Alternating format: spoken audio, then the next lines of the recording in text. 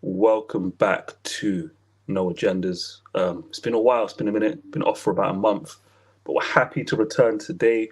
First and foremost, we need to send our condolences, our prayers, our love, our thoughts with the families of Bobby Charlton. As we all know, it's his funeral today. Beautiful service, loads of Yeah, legends in attendance, loads of fans outside Old Trafford. Um, yeah, sad day for Manchester United. Lost one of I call him a pillar of Man United Football Club. You know the yeah, history of the club and where it was founded on the Busby Babes and everything else. There's only three people with a statue outside Old Trafford, and he's one of them. So yeah, we've lost arguably and probably our greatest football player ever. For me, just seeing the camera pan to him and Sir Alex Ferguson's just been that's just like waking up in the morning and brushing your teeth. I'll be honest with you, as a Man United fan, just seeing him there in the stadium. That's just how you used to it.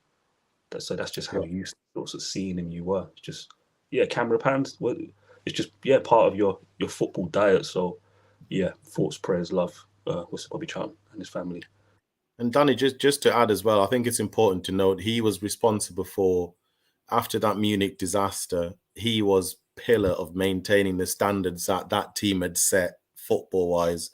He was at the forefront of maintaining those standards. So we've really he's the one person we've got to thank for Manchester United just maintaining the status of being one of the greatest footballing institutions in the world. So I think people need to remember that as well. No, well said. Well said. Agree with that as well. But I always say to Man United fans, go look into the history, Busby Babes. One of the things as well, when you look at Sir Bobby clips, the way this guy used to hit a football, like, do people understand It's what type of insane. football they were It's playing with back crazy. then? Crazy. Like 99 shot power on FIFA wouldn't be enough. His shot power was stronger than 99. It was ridiculous the way he used to. Both feet as well. Both Yeah. feet. Crazy. Um, Rundown for the show today. We're gonna just found out. I've only just seen it. Ericsson and Hojlund injured.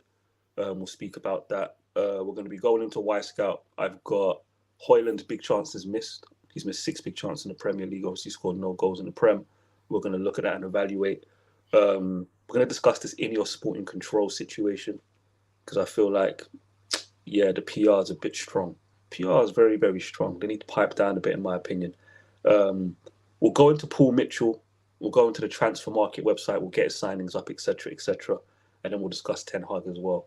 Because somehow the guy's won 4 out of 5 games Yeah. and secured his Top job of the somehow. league in the last 5 games, Danny. Can you Top believe of that? Can top you of the believe 5 game league. That's what. that? Top of the 5 game league. I, Yeah, I, quite. I would have never. I would have never guessed. I would have I never mean, guessed. if you were paying attention, it was pretty obvious, with our rivals playing each other. But we'll get to that later. Yeah, first things first though. Hoyland, Ericsson injury. Um, yeah, man, we're just going through it in a moment, aren't we? Every other week is just injury after injury after injury. Um, these international breaks are getting on my nerves. Too many international breaks. Um, I guess you could say it's a blessing in disguise, maybe. Depends how you view it. Some people, I know Martial FC probably wish there were football matches right now because it means he could start. But yeah, for me, I think we've spoken about it before. It's just the knock-on effect of playing too many football matches last season. I think we've seen reports about Ten Hag's intensity in training. Some people dismiss those things. I never do because when you read the articles, there's always more context. Players don't just cry and moan. It's feedback. Hey, coach, we don't like the double sessions. Yo, coach, I think we should do this more. We need more small-sided games, more as an 11. Um, the intensity. Professionals are allowed an opinion on their training environment. I know as Man United fans, we're not receptive to that. But as an NBA fan that watches NBA players do podcasts all day about all different types of stuff, I'm not one of those shut up and playing and never complain football fans that think football players always moan about nothing. It's their training environment. I look at the fact Hoyland, they say a muscle injury. I saw him hold the back of his leg. He's got a hamstring injury. You just don't want to say it is because it's going to add to your investigation of list of hamstring injuries and play into some of the reports that was coming out about Ten Hag's intensity in the training, etc., etc. Um, but yeah, it's unfortunate. One thing I would say is, let's not forget the objective for Ten Hag was to come into the season and play transitional football, not low block, high press, win the ball back high up the pitch. Yeah. And he's been training them to do that. Clearly, a bit like under Ollie, their bodies can't hack it.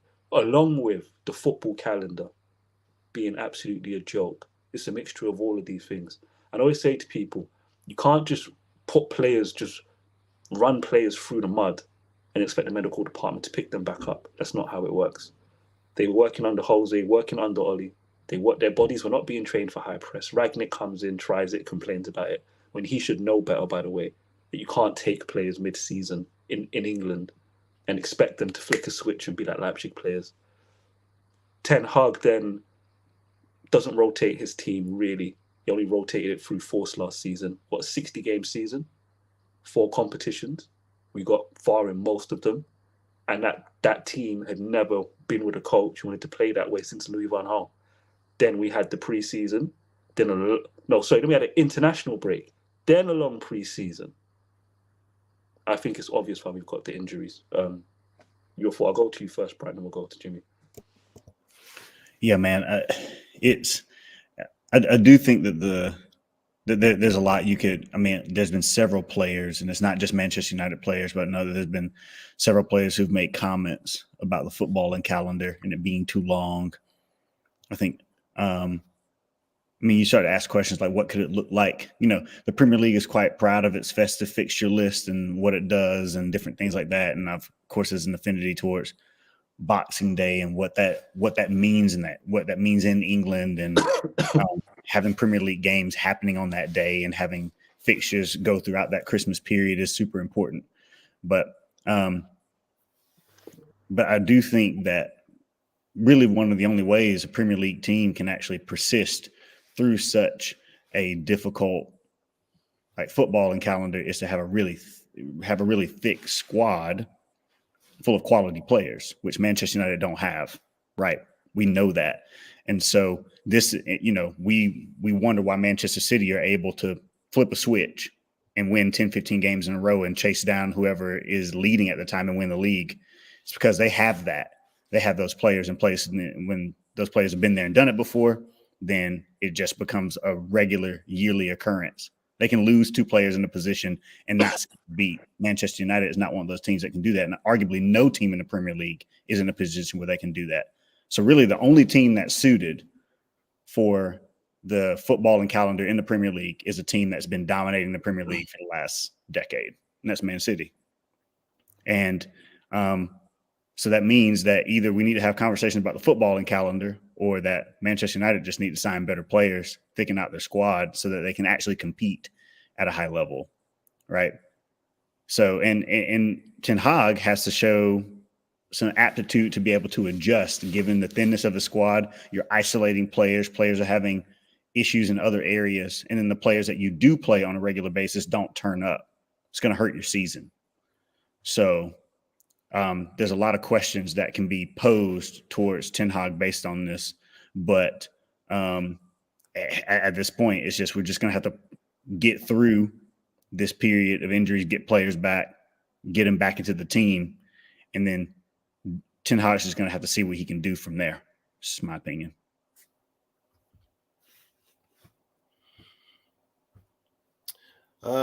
Yeah, I agree with both of you guys. I think I have to say this is why when I was saying to people, that because there's so many layers to the problems at Manchester United. It's not, you could slice it in so many different ways in terms of what's going wrong, and how you could fix whatever's going wrong. So it's a difficult conversation to have because it's a conversation that can have no direction. Everyone's got different opinions on why things are going wrong, who's at fault. But for me, the biggest thing I've seen is people refusing to recognize the problems that Ten Hag's got.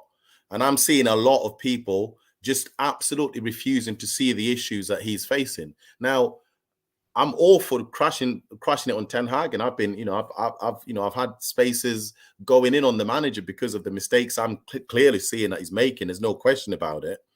But when people just refuse to acknowledge that there are some issues that have been completely beyond his control, for example, injuries in a squad where we already know the quality is thin anyway, so then you add injuries to that, and then it's just completely untenable. And then if you look at If you look at other squads, I mean, if you look at the Chelsea squad or you look at the Man City squad, even the Arsenal squad to a certain extent, if they have injuries, their B team is probably decent enough to give in some decent performances. With Manchester United, once we lose that core team, everyone else that's coming in is really struggling to kind of try and work to the ideas of what the manager's trying to do. So the manager's now is forced to make all these weird decisions. And as fans, we're looking at just the decisions. We're not looking at all the factors that have led to the manager making these decisions. So we're crashing it on the manager so surfacely that no, wait, Danny, wait. We're crashing it on the manager on a very surface level. And I'm not saying it's not worthy criticism. Absolutely. I'm not saying that at all. I'm saying when people are criticizing the manager, please put all the factors into place so that we're actually having, very pinpoint, detailed, focused conversations about what are we talking about? What are the problems that we're talking about, rather than saying Ten Hag out, because I promise you, Ten Hag out is not going to be the answer. You could bring in any manager in the world. They're not going to bring you any answers. So for me, people are crashing it without looking at all the details of what the layers of the problems are that we've got at the club. And that's how I see it. Let's put Ten Hag out to the side. Some things are within his control. Yeah. Mm-hmm. Of course. Shout out to Mr. Structure. Mr. Structure called it a year ago. You playing all these competitions, you're going to have fun. It's going to have a knock-on effect next season. Just watch. And he was saying this, and nobody was listening. Although I was listening, I was like, I didn't know about the international break before pre-season. I had no idea about it. Yeah. So I was saying to Structure, look, if it pays off, we get top 4, boom, boom, boom, we go into the window, it should be fine. Silly me, I didn't know about that international break. I didn't know we'd go on a pre-season tour in 3 different time zones in one country with little rest time for the players, and you let them go Vegas. Bloody hell. Don't even get me started on that. Don't go Vegas or Miami. Ask Stephen A. Smith, he'll tell you. Anyway, but where Ten Hag has contributed, Martinez's metatarsal injury. Yes. Everybody knows if you get one metatarsal injury, you're likely to get another. It's just Google football player metatarsal injury. See who comes up. Look at their injury record. They usually get 2 back-to-back. Yeah. Right? So I've literally got him in HD after the Arsenal game, lying, saying that Martinez is over the injury, when I knew he wasn't. And then what happens? He has to have surgery again. That was within your control. You made him play on injections for metatarsal. You could see it in his performances. Those bones are tiny. When those bones are bruised or whatever, they're tiny bones. They're problematic. Yeah, they don't even heal properly. To be honest with you, Rooney will tell you that. So that was within his control. Every single international break, South American players come back late. One in Casemiro, Ten Hag's been playing every single time. Every time he's coming back late, and you've been playing him. You got injured before the last international break. Mm-hmm. You put him through a late fitness test. Who did we play? Who was it? Was it City? And then against Newcastle, you start him and he gets injured. I'm sorry, 2 + 2 equals 6 there. It's pretty obvious that you contributed to that. So he has played his role, Jimmy. And that's just the ones we know about. I could become an ITK and start telling fans about other injuries, but I'm not going to do that. But I've been saying for a while now, you can go back to a year, November last year, when I told people Sancho was not ill, and everyone attacked me for that shit. When I said it was blatantly obvious. There are loads of players you think are fit that are not fit. They've been the walking dead basically since March last year. The Malacia injury, they covered it up. He was injured because of injections from last season. That's what people don't realize. And then they released the news during the Ineos takeover, little news cycle, so nobody paid attention. They kept it under wraps, Jimmy. So don't get it twisted. The club know the managers contributed to these injuries. Do not be fooled. The club know the managers contributed to it. It's not the medical department's fault. It's the manager. It's players. I always stick it on players as well. Don't come crying to me like Martial about Ole Gunnar Solskjaer months later if you agreed to play injured. Just because nobody knew I was injured. Yeah. I don't care. If you decided to play on injections, from you, it's your body, your responsibility. Same thing with Martinez. Metatarsal injury, you were advised you're going to need surgery again. You played on injections. That's on you and your manager. Yeah. The medical department's like your doctor. If your doctor tells you you've got a problem and they advise you on what to do, if you go the route that's going to delay your recovery, that's on you. That's on you. And so Ten Hag, for me, he's played his role. The football calendar's also played a role, but that's why you have to look at him and say, what were you thinking? Because you knew about the football calendar. We didn't. He knew. So yeah, he knew. He played his role. Yeah, like, he played his role. He's played his role. Right, we're gonna move on from that. That's why I had tons of respect for. I was gonna say that's why I had tons of respect for Edison Cavani when he played at Manchester United, because I like you. Oh, Brian, is that just for me? He's cutting out. Is he cutting out for you as well, Jimmy? Is that just me? Am I cutting out? no, he's cutting out. Yeah, you're cutting out. Can you not hear me? We can hear, but you're breaking up quite a lot. Okay. Your connection just it's just gone down to like 1G. Okay. Let me see if I can fix it.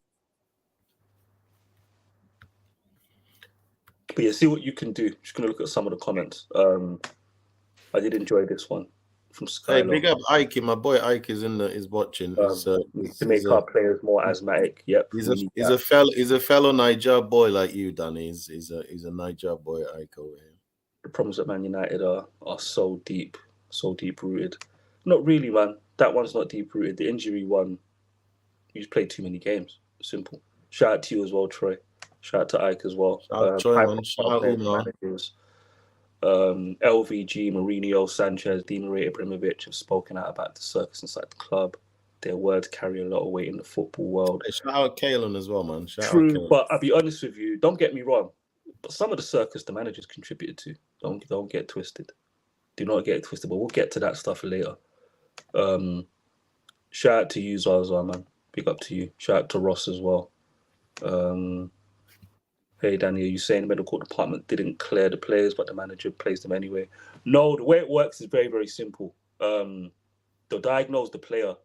If you have an injury that you can play through with injections, some football players will play with the injections. A lot of football players do. When they don't, you'll see managers like Mourinho call them out for not doing it. Mourinho's notorious for this. Notorious. If a player don't play through injury for him, he'll speak about it in a press conference. Go watch the Tottenham documentary on Amazon Prime, the Tottenham one. Go look at Jose's attitude, demeanor, and mannerisms whenever he had a player in the medical department and he went into that room. The camera tried to hide it, but you can see David Moyes as well. David Moyes was as well. David Moyes was terrible. They tried to hide it, but you can see his attitude. Can you play for injection? I'm not interested. What about this guy? Yeah, so what do you think? 2 weeks, a week? You can see Mourinho's attitude is if you can play on injections, play on injections. Yeah. Right? Because the reality is a lot of these injuries, you might need 6 months to heal a muscle properly. A football player's not going to get that. You're not going to get that. So they'll rather manage your injury versus, having a player out. So players are rarely 100%. In the case of Ten Hag, though, the reason why he's culpable is that there's a limit to it. There's always a limit. It's always within reason. Did you have other options? If you didn't, fine. But if you did, like Ten Hag against Newcastle, you could have started Amrabat. You didn't have to start Casemiro. So in situations like that, I could go in on the Ten Hag. Luke Shaw, I can't really blame Ten Hag for Luke Shaw to a degree. Or Malacia. Then again, I lie. Malacia was playing on injections. I tried my best to do the mental gymnastics. I'm sorry. Excuse me. At the end of the day, you need to give the medical department something to work with. It's as simple as that. You can't run players through the mud and then say, hey, go fix it. That's not how it works. If I'm a personal trainer and I'm training Jimmy, right, and I've got him on minimal rest days, he has a problem and he gets to Bryant, the physio, and Bryant calls me and tells Jimmy, you need more rest days. If we ignore Bryant, Jimmy then can't leave a review on Bryant's website where his business is, Bryant's a crap doctor. I've had multiple injuries. He ain't helped. Bryant's going to look at it and go, yo, dude, I told you, your personal trainer's working hard. You need more rest days. Why are you blaming me? And that's what Man United fans and the media do it as well, because the media are a bunch of idiots. It's the media, The media are a bunch of idiots. I don't want the fans informed on any topic. They just think, medical department, just go look at Liverpool. Asthmatic program, all types of programs. They played in 4 competitions. The following season, everybody saw what happened. Loads of injuries. So, medical department would advise, but they work with what the manager gives them. And what the manager's given them for a whole season was players who were fatigued. Then international break, then pre-season, then we're now high-intensity football transition team. Their bodies weren't prepared for it. That year, sometimes Jimmy, that first season did not prepare those bodies for what Ten Hag tried to do in the following. It's just as simple as that. And with the football calendar, what he needed was 1 game a week. And what that medical department needed was 1 game a week, because all those rest days and time allows you to build up their bodies for what it needs to do. If you don't have no rest time, anybody who works out, I'm not one of those people, there's loads of people I'm sure watching that work out, your rest days are just as important as your training days. Simple as that. And it's no different for a football player. If you want to go from Jose and Oli, existing players, Jose and Oli, to high intensity, how are you going to get that playing 65 games in 1 season? An international break, then a pre-season in 3 time zones. And in this season, we've had this the 4th international break again. Mm-hmm. Yeah. You can't prepare your body for it. Simple. So the manager, the football club, they have to. How much in advance do you think Ten Hag was aware of the injury problems of some of these players? Like if I look at Malacia, for example, maybe Casemiro, obviously the Martinez one as well, because that was, that he forced him to play through that quite a bit. So how much in advance did he know? Because if he knew so much in advance, for example, maybe so much in advance that he could have probably had different plans in terms of recruitment, completely different plans. No, if you look at who he got Hojlund, who's an athlete, Mount, who's known to be an athlete, but came off the back of one of his worst seasons physically, and Rabat, who everybody showed clips of running down Mbappe. But I'm glad now Twitter's now got the other clips of Mbappe cooking him. I love Twitter. For 3 months, only 1 clip from that game. And now you want to find the clips of Mbappe cooking it. I love football Twitter. So it's about mitigating.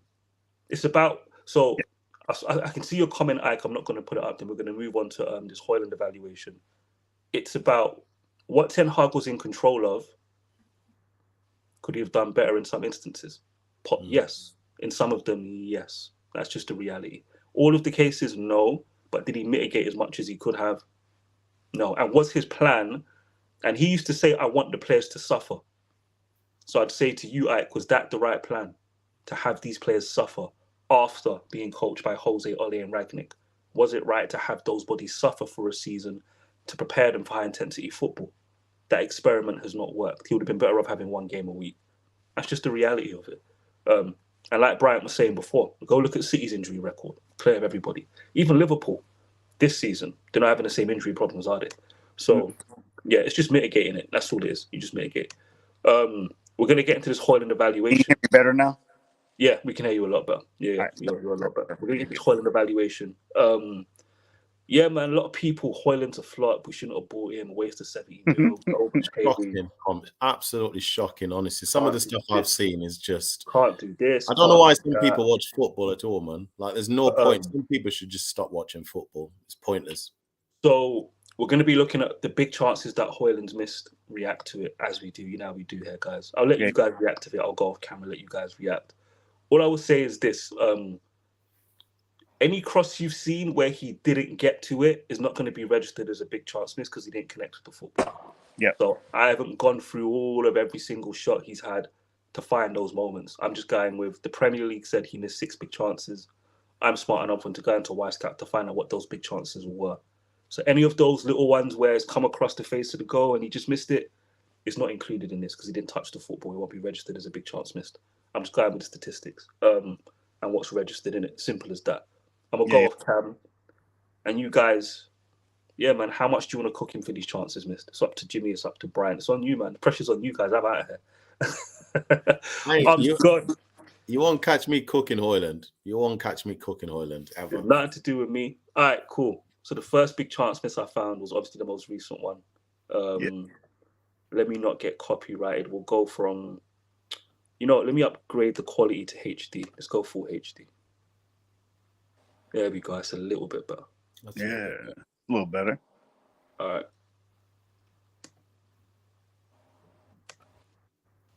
Yeah. I mean, Come on, you know what? This is people. If you've never played football before, you just this is that situation where people don't understand what's happening in his brain. Look at the height of where the ball lands on his body, and look at this amount of space he's got to adjust any part of his body to get the ball at the right height. He can't maneuver at all. He's got to try and do something, make contact with the ball. So he has to touch the ball with the nearest part of himself. So come on, man. This is just basic physics. There's nothing he could do there. There's nothing he could do. That's all he could do. Do you agree or disagree with that one, Brian? You got to be scoring that. That should have been his first goal in the Premier League. 100%. I mean, no, I agree. He's got to be scoring, but the way he's taken it, I can't see how we could do anything else apart from what he's done. That's what I'm saying. I will say this. Like, Hojlund is a bit. I mean, he's raw, right? He's raw, and so because he's raw as a striker, he's a bit of an inconsistent striker of the ball. Sometimes he makes great contact. Other times he doesn't. And I think if he makes a bit better contact with this, he scores. What kind of better contact would he have made? Honestly, I think the last minute adjustment he had to make before the ball reached his foot took away a little bit of his power. In that space that he's operating in now, in there, you think he can adjust himself? Well, with the trajectory of the ball. There's a bit of a hitch in his run up that before he touches the ball, which leads to, I think, a lack of power. I've only just realized this now. Did this deflect? Yes, it deflects off the closest defender to Rashford. Yeah. So there's another factor that you have to factor in. I mean, right there, he stood still, so he can't generate any power from the run up. Right at the top of the 6-yard box, so it limits his ability actually to get full contact. There's a big deflection as well. It's not a small deflection. Yeah, I didn't realize the deflection. I'll be honest. I'd still expect him to score. Yeah, I mean, and I tell you what, any striker who plays professionally should be scoring that. Anyone. I think you know what it is. I'll be honest. Cavani scores a diving header here.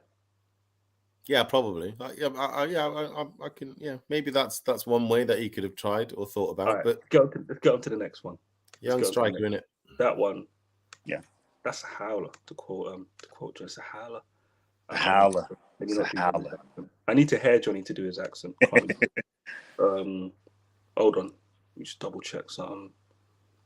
Cool. Next one. Okay. Yeah.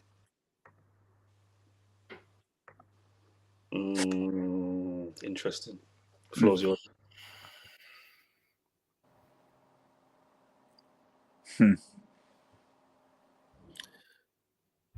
do you think, Jimmy? You see, let me again. I'm going to defend him again here because I think if the defender's not pulling him back, his first touch is better than what you've just seen. I think if he doesn't feel held back by the defender, I think he takes a better touch, because I think if he takes a better first touch, then he's got more control of what kind of shot he wants to take. He probably dinks it over the keeper. But I think the first touch lets him down a lot. So you could probably blame him for not being clever enough to get away from the defender just as a fraction of a second quicker. So he gets a better first touch, gets more control on the ball, and maybe scores a goal. So he should probably take blame for this one. Man, you blame him more for this one than that's my bad. So this one's deflected as well, so he can't prepare. Yeah, my bad. I should have included that part. So it deflects, so he's just reacting. There you go. So that's why he doesn't get a better first touch there. I think that's all it is. My bad. I should have because I didn't want to get copyright. But you can see, look, then it bounces, and then he's just reacting. Bloody hell, he's well onside as well. That's bloody hell, man. And then man, that's where Van Nistelrooy would score there, but he's not Van Nistelrooy yet. You know what I mean? He's not yet. He's not. Depends if you want to cook him for that or not. Nah, definitely. Definitely should have. I'd say from the first two should have at least one goal. Yeah. We'll keep going. there. The Luton one, he deserves a bit of criticism for that one. I mean, no one's touching him. He should score that. But I don't know why they've recorded this as a big chance. The data is not always 100% accurate, but yeah. I mean, Here's that's not a clear cut. It's a bad pass. Unless I missed it because in a lot of these games, you only got 2 shots. So unless I missed something from this game in the comments, let me know if I've missed it. He only had 2 shots in this game. So yeah, if it's not one, and according to one of the apps, he missed 2 big chances in this match. I looked through every game, so I found every game where the big chance missed has been recorded. He only had 2 shots in this game. So if it's not this one, yeah, I don't know. Yeah, so yeah, can't really. Yeah, not really. Yeah, I'm not having that one. No. Maybe generate more power, better shot, but that's as far as I'd go. This one is interesting. How you view, this particular one, if you remember. I remember this one. Yep. It's a big chance miss statistically. I get why it's recorded as that, but is it really? No. There's no time to do anything. There's no time to react at all to that. He actually, I think the thing about the Crystal Palace one for me is that Hojlund actually does the right thing given the circumstance. Yeah. He actually does the right thing. I mean, he's not really in control. So what he does is he just puts top spin on it, pushes it past the keeper, hoping that the spin will take it into the back of the net, but the covering defender clears it. He did everything that he could right there. And he worked really hard as well to get into that position. So yeah. And I mean, people can make an argument for like, oh, he should have squared it. I mean, he's Manchester United's main striker. He's gonna shoot. He's gonna go for goal. So And I don't know if he would be successful in hold on. When does he square it? What hair? Yeah, that's what I mean. Like, I don't see. There's not people. I say people will say he should have squared it, but I don't think. I think he did the right thing. I think he did the right, and I think the technique that he tried, given the circumstances, was the right technique. He just didn't get enough on it, and that he's not in control. So that one, don't see how you cook him for that one. We've only got 2 more after this. I'd say let's go back. The Luton one for me is his best chance of the season to get it. For me, he has to score that. Then this one was that one. Yeah, I'd say he should have. Yeah, out of these 4, that we've seen so far, how many goals do you think he should have from these 4 chances? I think a more cultured Hojlund scores the one against Sheffield United. I think if he's a bit less raw, he scores that one as well. But he has to at least have one. The Luton one's a gimme. He has to score there. I'd say 1, yeah. I'd say 1 for sure. The Sheffield United one, it depends. Just depends. Depends. Yeah, but at least one out of the 4, yeah. Definitely. I've only watched Harry Kane for Bayern Munich once this season, and he had a chance in that Bayer Leverkusen game that you'd expect him to score, and he did. And people always forget this. If you go watch Hojlund's missed chances, they're chances you expect Haaland to take. Like Haaland's missed the most big chances in the Premier League this season. Yeah, literally, he's missed the most because he gets the most chances. People will miss big chances. But I'd say definitely should have scored at least 1 at a push, 2 of the 4. Let's get into the next one.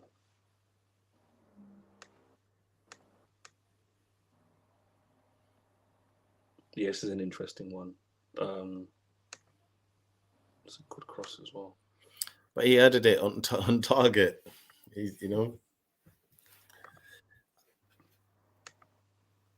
Like, what's the expectation here? It's a clear chance. Yes, I mean it's a free header. Remember, we know the rules, guys.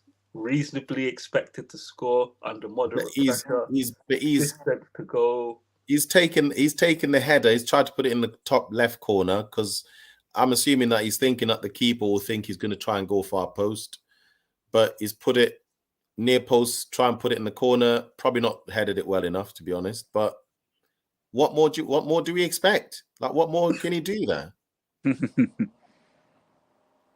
I mean, he hasn't not thought about the header. I think he puts it exactly where he's trying to put it, and I think that makes sense. Because if I'm the keeper, I'm thinking most strikers will try and put it as far away from the keeper as possible to that keeper's left-hand side. But he's thought, I put it near post, try and put it as high as possible. Hopefully keeper will start to go that way, but it's not worked. Sometimes it doesn't work. Yeah. I'm going to go to some of the comments quickly. Ross is saying half a chance, not a big chance. Yeah, I get what you mean, because he's had to he's had to direct it. Yeah, he's having to generate the power. He's moving away from goal, then to turn it back. I will say though, I don't think Hojlund does enough with his headed chances, and hasn't this season.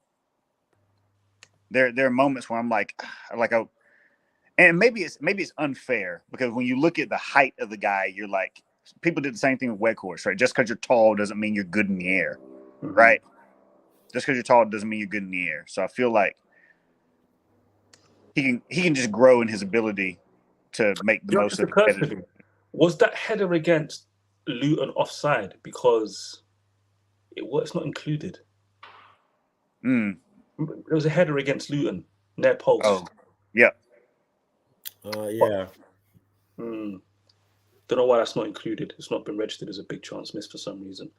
This one, this is not a big chance missed. It's a decent chance. It got blocked.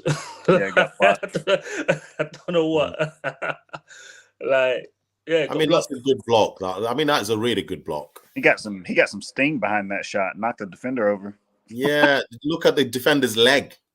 He got some sting behind that one. This is what I mean. This is what I mean. Like Hojlund sometimes. So Hojlund sometimes when he gets in that position so much, he had one of those against Copenhagen, and I expected him to hit it with about that much power, and he completely messed up the chance. But he's just a bit of an inconsistent striker of the ball. But we talked about that over the summer before we even signed him. So yeah, no.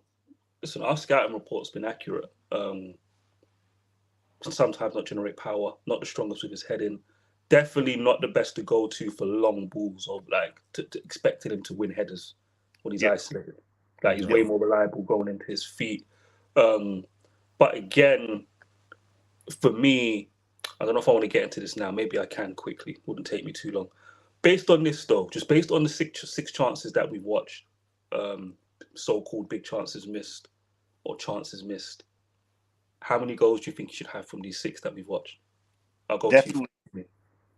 Oh, Jimmy, I'd say at least 2 goals, because I don't know. I think a lot of them, even though they are good chances, I just think for a young striker, fresh in the Premier League, I think he's done what I would expect. Scrap the young striker thing. Just no. I'm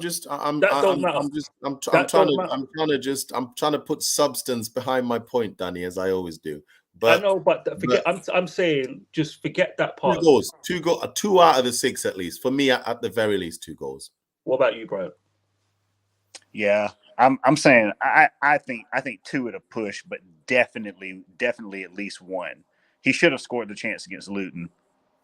He really should have scored that one. I was fully expecting. He had a similar-ish chance against Copenhagen, but the cross was clean and he scored it.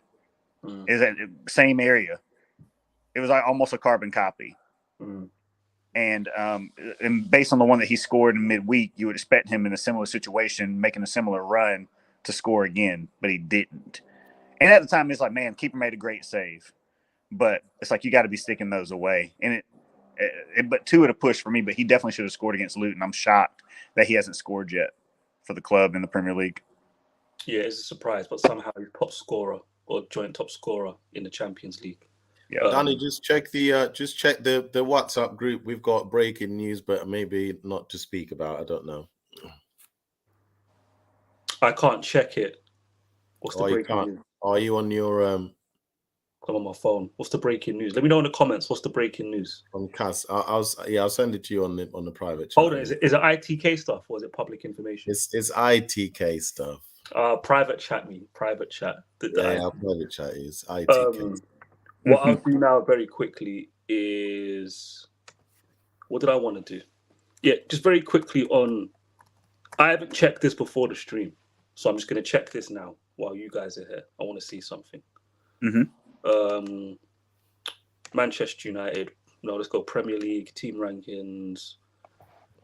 Let's look at attack crosses because I want to see something. I want to see something very quickly. This will load up. I want to see where we rank for crosses into the 6-yard box. I want to see where we rank for this. That's it on top right there. So, okay, we've made the adjustment to my surprise. So crosses to the 6-yard box, 33. So the team is making the adjustment. We don't get a success rate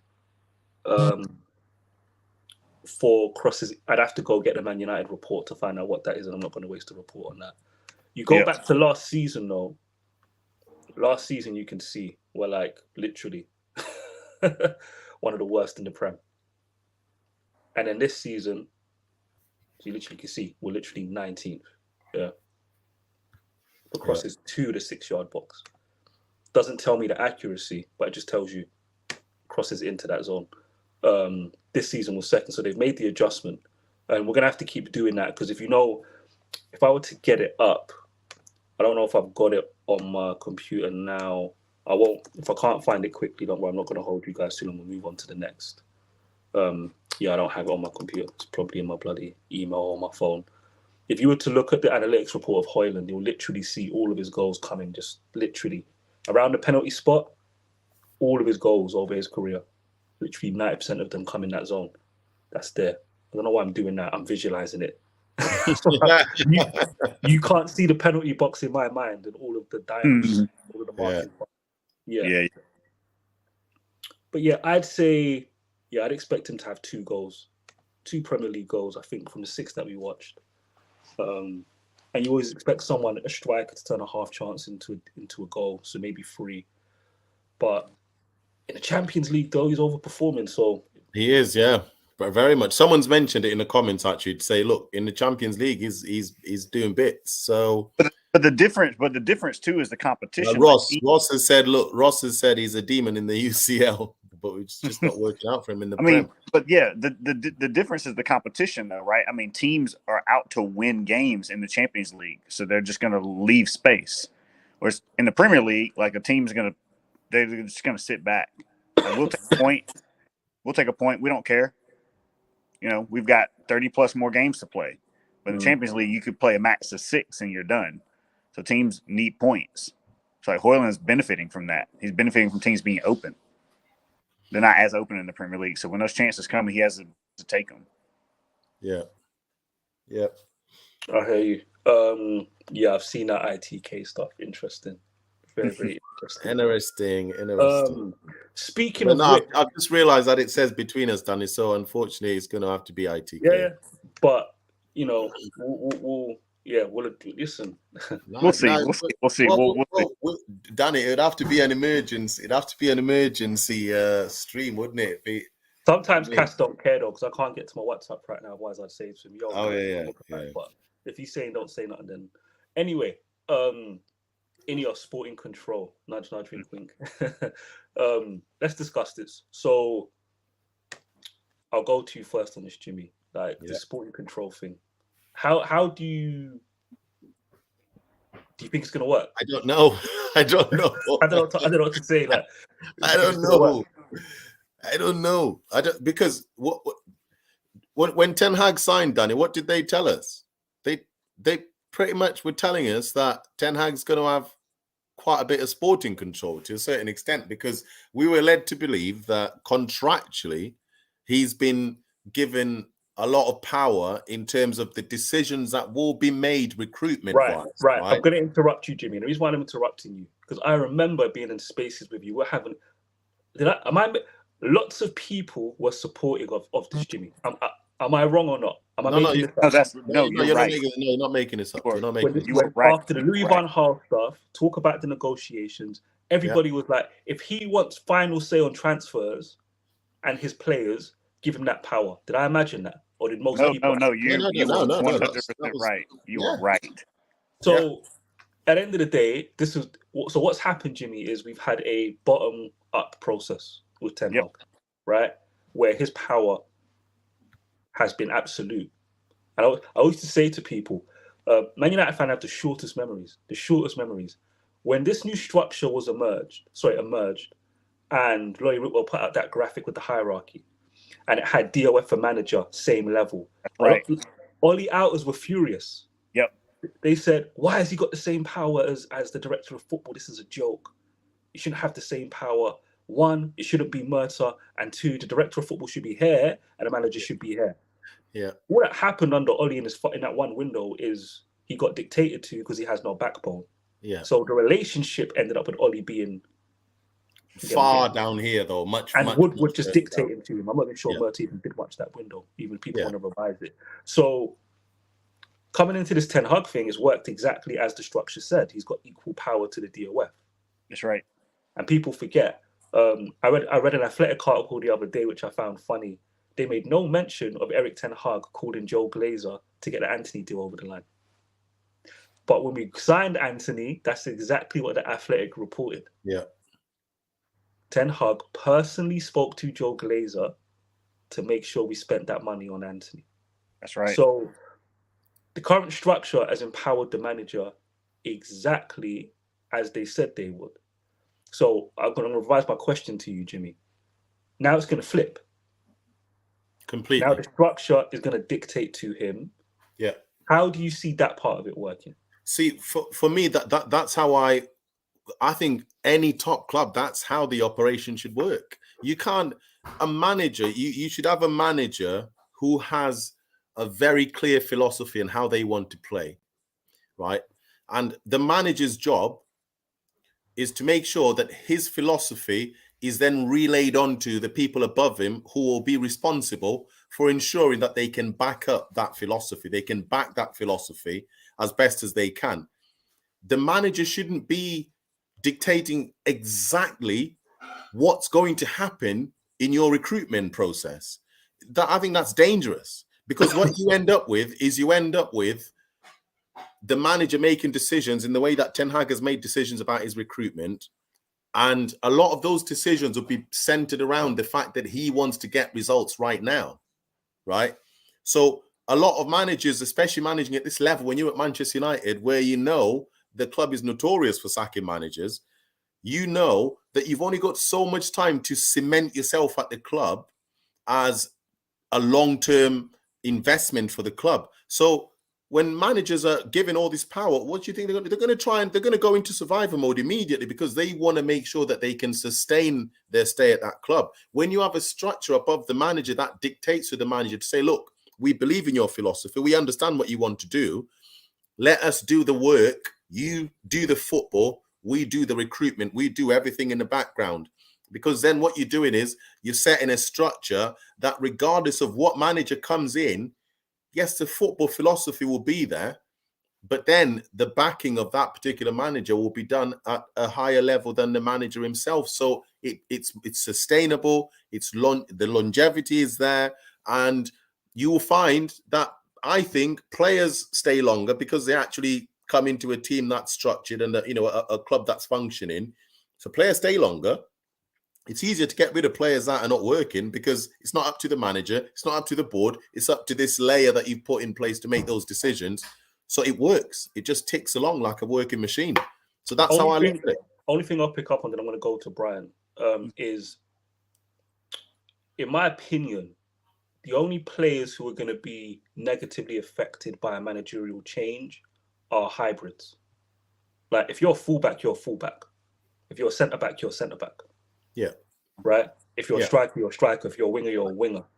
If you're hybrid 8s, though, so a managerial change for me would be problematic for Donny van der Beek, for Bruno Fernandes, Mount, Mason Mount, and a Mount. It's really players like that, because hybrid 8s and attacking midfielders have to fit into certain systems. Either do what Tuchel did, where he went 3-4-3 or 4-2-3-1, or you try to figure out the 4-3-3, which Ten Hag struggled with at the start of this season. But every other position, don't matter who the coach is. I'll be honest with you. Like, we've just seen one thing I was wrong about, and I want to get this on camera. I've said this and I've tweeted. One thing I was wrong about, Brian. Don't get me wrong. I still don't want Conte. Didn't want Conte. Still didn't want him. Glad we didn't get him. But from a team building point of view, my thought process was you cannot go from Conte and then immediately transition to a good style of football. Yeah, that's progressive. I was wrong because Tottenham have just proven me wrong. Yeah. So when people worry, so that's why I disagree with you a bit, Jimmy, where you say you don't recruit for the manager. Tottenham have just proven we can go from Conte to Ange by accident, and we have a cohesive style of football already. That's so right. That's the only part I disagree with, Jimmy. That's the only part. Brian, I want to get your thoughts on the hierarchy. Okay. Will Ineos be negatively affected by working with Joe Glazer? Let's just put it out there, because I'm going to be blunt. I think people are delusional about this, Brian. I need to see it to believe it. Do you believe it? Do you think that they're going to be able to work independent? You've got the commercial operation, Glazeronomics. Yeah, we're making our bread. They're in the bank, stacking up P, doing their thing. Yeah, we're chilling, counting the money. And then Ineos can just do the football and it will work seamlessly. Is that how you see it go? Yeah, so that was, when Jimmy was talking, that was the question that I was going to ask the minute you came to me, is like, does Sporting Control going to Ineos include them being able to write and cash checks? Because if the answer is no, then there's no Sporting Control. And here's the thing. Hey, shout out to Mr. Structure. He does such a good job at being like, hey, he does such a good job of being like, hey, you got to cut the head off the snake if you want to see real change. You know what I mean? And the reality is, I don't care who comes in. Put your wish list together, right? We could have Qataris. They could bring in Paul Mitchell. It don't matter. You can put your wish list together. If they're still being dictated to over 1 or 2 million for a player that a manager wants, then you cannot expect things to go differently. And that's what makes things so challenging at Manchester United right now, because we're pinching these, and it's a result of the club not being able to sustain success over long periods of times. We're running out. We're hemorrhaging money. So, if they can't say, oh, you want this player for 80 million, we can get your number one target for 80 million, so that you don't have to settle for B target at 40. They say, here, sign the check, let's get the deal done. They still have to go to somebody else, and that person can veto them, and then go back to the drawing board. Nothing's going to change. The only thing that's going to change are the people that we get to blame for things wrong. That's really the only thing that's going to change. The only thing that's going to change is the conversation about whose fault it is. First, it was Woodward's. Now it's Mercer's and Arnold's. And next is going to be Sir Jim Ratcliffe's and Ineos' problem. It just changes the names. No, it's going to be Paul Mitchell. Paul Mitchell's problem. Yeah, it'll be Mitchell. Yeah, it doesn't matter. If you look at Ineos' track record, they've been firing directors of football every other season at Nice. So make of that what you want to make of that. But this is why I agree with you, Brian. At the end of the day, if they ain't cashing, fine. Glazers on this side, commercial operation. Ineos Sporting. Guess what? There's one finance department. And Man United's finance department is mostly concerned with compliance for the New York Stock Exchange. Our balance sheet, first and foremost, and FFP, and how we comply with all of that. That's not going to change. It's one finance department, and the finance department in any PLC, in any business, in any football club will report to the chairman of the board, and Joe Glazer is still the boss of everybody. Yeah, the finance department, their boss is Joe Glazer. It's not going to be Mitchell. It's not going to be Sir David, and it's not going to be Sir Jim Ratcliffe or Jean Claude, who may not even be coming. I don't even know if he's coming or not. So pause. So yeah, put it this way: the moment Paul Mitchell comes in, he's gonna have my full support, because I don't think Man United fans will. Maybe Paul Mitchell is what needs to happen for Man United fans to appreciate that board can steer a good operator in the wrong direction when it comes to signing football players. Facts. Yeah. That's actually why I give Murto's credit. I give Murto. Danny's been doing that for ages, hasn't he? Yeah. Danny's been. I give Murto his credit, because Murto came in for good or for ill in the eyes of the fans. He supported his manager, ideals. He wanted to help his manager get work. He wanted to give a player that identified. He did that. He did that. Now you can sit and look at it like, well, it didn't work on the pitch. Okay, it's not working. It's not working. We're still at the same place. But like, there's been support, whereas in previous seasons, those managers have been dictated to. No, you can't have this player because you already have enough players in that position. It's all about like how many we have in a position, not the quality. It's the quantity. You already have 5 midfielders. But here's another thing as well, you know what I mean? Where there's a big mistake that people are missing. And this is what Man United fans do. I don't care where you land or who you rate. It's about, do you actually understand the conversation that's taking place? Do you know what you're asking for? And when it goes wrong, where's your self-awareness? So when I see people advocating for the manager to have final say, then he gets it. And now they're like, oh, that was wrong, and Merton Arnold should be punished for it. Well, is the manager not culpable? He had the power you wanted him to have. He is absolutely. So he should, he should be culpable as well. Deeper than that, one thing Man United fans love to do, Brian, is they like to misrepresent Liverpool's recruitment policy under Edwards. They bring up the Brandt versus Salah thing, surface level. Right, that's right. He didn't want Mo Salah, he wanted that guy. Well, number one, they're just signing a winger. That don't affect the formation. It don't affect nothing. They wanted a right winger. They would have played exactly the same way. They would have played exactly the same way with overlapping fullbacks and a workhorse midfield. Exactly the same way. So how's that relevant to the concerns you have about Man United? They're not. Also, the conversation, if you actually read the Athletic article about it, was always Klopp wanted to be convinced he was ready to come back to England. That was the conversation. Is he ready to come back to England? Yes, he is. Cool, let's get him. It weren't, oh, I don't want him. Then Edward said, well, you're getting him. Because that's what we think. Fans are so childish. That's not how it works. Furthermore, does that reflect their entire transfer policy? No, that's not how they got Van Dijk. Klopp knew he knew who Matip was. He knew who Mane was. To be fair, Robertson was an analytic success. Was that the story for Wijnaldum? Was that the story for Fabinho? So that one little thing with Brandt and Salah, Man United fans like to use that for the Mount conversation. It's not the same. No. It's not the same. So if you wanted to make the argument that the recruitment department could have recommended a better attacking midfielder, that makes sense to me. What doesn't make sense to me is people saying a proper director of football would have convinced him to buy a central midfielder and not attacking midfielder. And that's where people have got this messed up. When you quote City and Pep, what do they say? Pep asks for the profile, he gets it. Ten Hag asked for the profile, he got it. That's right. You don't hear no stories about these directors of football telling these managers what formation to play and how to play football, right? Yeah. So if Ten Hag wants to play with advanced eights and attacking midfielders, Paul Mitchell's not going to change his mind. He has to change his own mind. Paul Mitchell's not going to come in and tell him, nope, just buy central midfielders, do it. He's not going to. And you know how I know? I'd recommend people go training ground. In fact, you know what? I'll share it on here. This is when I'm talking on these topics, this is what I'm pulling from. Where is it? Show you guys here.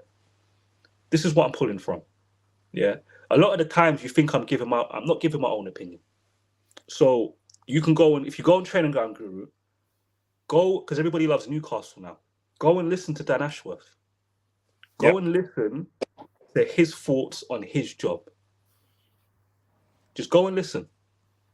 And you literally hear him in this say, I don't go around dictating and telling people what to do. It has to be collaborative. He literally says this. Yeah. It has to be collaborative. It's the director. Go listen to the interview and it will some of this surface level nonsense you get from fans, it would just, that's why I behave the way I behave and speak the way I speak. And even Paul Mitchell, I can quote him, sometimes you can have the right process and get the wrong outcome. That's right. When I try to advocate, when I try to say, I don't see much, like what Murta and Ten Hag have done together, it just hasn't worked, but it's not Right. wrong. Another football club can attempt to do it and get it right. Maybe if they had 2 more windows, they could rectify the mistake. Maybe we'll never find out. But I don't see much wrong with the process. I just see a problem with the final decisions made. I see a problem with the priorities for positions. Yes. For example, if Ten Hag had prioritized a central midfielder, then more money, that 55 million, goes to a central midfielder and not a number 10. Yeah, then we're looking at a Diarra or another player. We're not looking at Mount because the manager has said, nope, central midfielder is more important than attacking midfielder. But it has to come from the coach. His plan, and you saw it against Wolves, he wanted to play with 2 attacking midfielders. That was his plan, and that's what he recruited. Look at Ross's comment about the 2 attacking midfielders. The 2 advanced. It is what it is at the end of the day. It is what it is. Right. So when people think Paul Mitchell's gonna, you know what it is? It's, these points I'm making are more so for people that want Paul Mitchell to be a messiah for Ten Hag. At the end of the day, Ten Hag has a way he wants to play football. If you want the Pep Tiki relationship at City, if Ten Hag doesn't change what he's asking for, do you believe in the 2-8s working? By the way, I think it can work. That's why I'm different than most people. But if you're one of those people who don't think it can work, Ten Hag has to change his mind himself. This idea that you think Paul Mitchell's going to be a messiah for this manager you never want to criticize, I promise you, you'll learn quickly that's not how this is going to work out. I'm just telling you, it's just not going to work out like that. The manager has his vision for football. He asks for the profiles. The director of football, sporting director, technical director, recruitment team, they get him the players. If his football plan is flawed, even if they sign the right players, even if the success rate is 50%, the football plan being flawed is still going to hurt that anyway.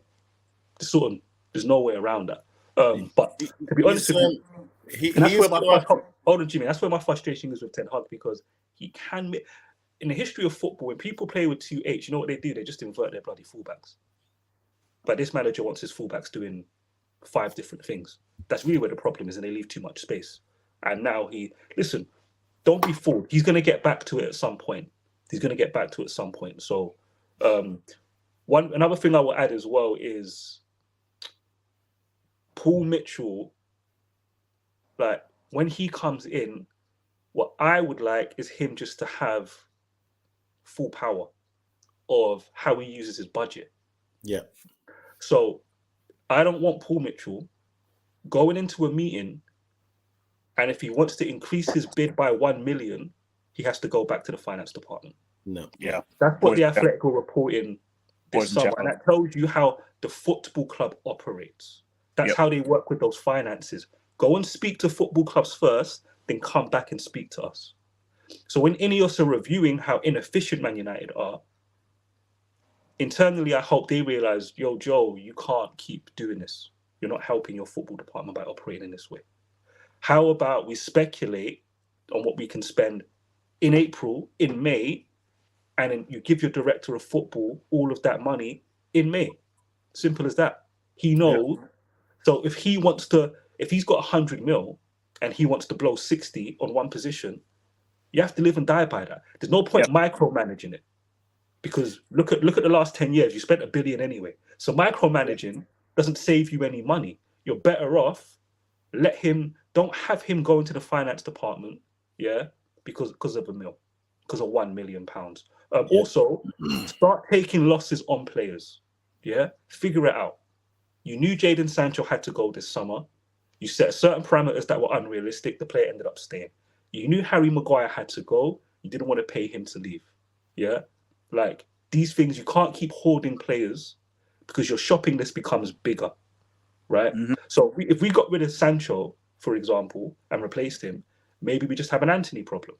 Now we have a Sancho and Anthony and an Anthony problem. You look at the centre-back situation. If we would have got, Ten Hag was going to be on a collision course with Varane anyway.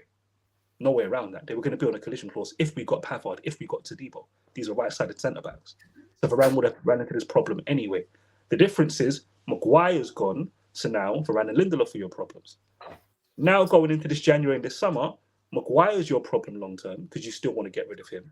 Varane's your problem. And 3 problems now. You could have had 2. Now you've got 3 because you didn't move a player wrong. And I don't want to see any director of football go through this nonsense. If a player needs to go, you let them go. When he goes into the market, give him a sufficient budget to actually work with. Our budget this summer was actually 100 million. The only reason why we spent 170 was because we raised 50 million in sales. And Man United fans hadn't even clocked onto this. They haven't clocked on. We spent 170, around 150 on normal bracket, but we actually raised money this summer. Should we not have spent 200 million? How does the window look? What direction are we steered in if that 200 million is there to spend and they know that at the start of the window and we don't have to get Ten Hag calling Joe Glazer to get Anthony over the line in late August? A lot of these problems are not because the scouts can't ID talent or because the scouts can ID talent. It's the conversations and that take place internally and how the structure steers their recruitment department. That has been the problem.